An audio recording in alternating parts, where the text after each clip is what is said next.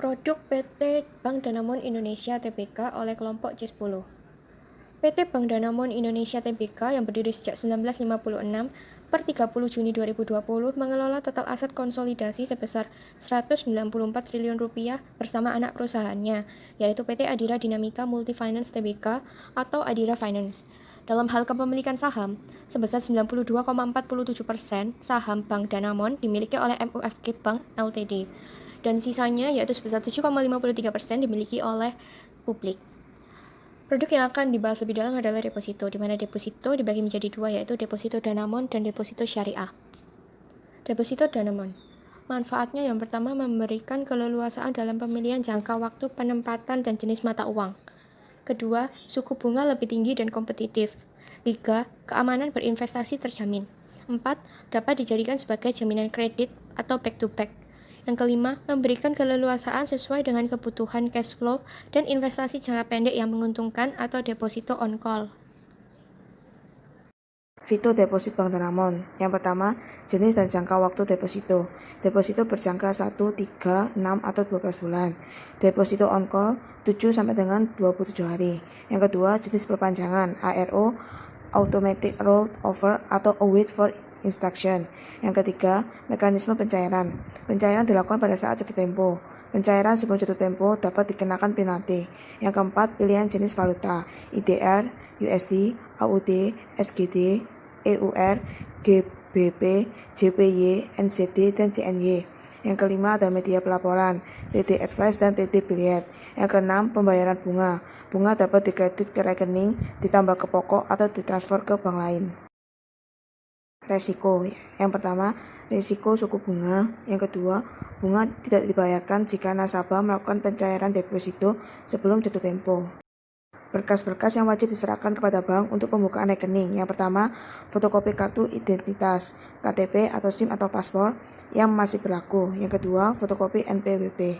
Yang ketiga, informasi data lainnya atau yang tidak terdapat dalam kartu identitas dan NPWP. Selanjutnya ada keterangan biaya dan penalty break. Di kolom jenis biaya, salah satu contohnya ada biaya materai saat buka dan cair. Kalau yang berjangka sejumlah Rp6.000 dan on-call sama berjumlah Rp6.000. Selanjutnya di kolom penalty break nominal ada salah satu contoh yang kurang dari 100 juta, penaltinya sejumlah Rp75.000 per rekening dan bunga berjalannya tidak dibayarkan. Deposit syariah. Jadi bentuk investasi syariah ini mempunyai prinsip mudharabah. Investasi ini diperuntukkan bagi nasabah perorangan atau badan non-perorangan dengan pilihan waktu penempatan berjangka 1, 3, 6, atau 12 bulan, atau on-call atau harian, pilihan 7, 14, dan 21 hari. Jangka waktu produk akan berakhir pada saat jatuh tempo atau pada saat nasabah menutup deposito sebelum jatuh tempo. Manfaatnya adalah aman dan fleksibel. Dana disalurkan kepada sektor real yang menguntungkan dan sesuai prinsip syariah. Dana disalurkan kepada sektor real yang menguntungkan dan sesuai prinsip syariah bagi hasil yang kompetitif.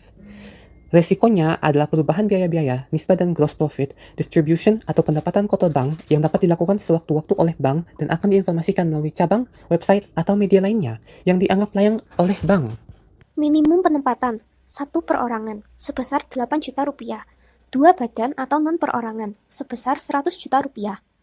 Biaya materai saat buka dan cair sebesar Rp6.000.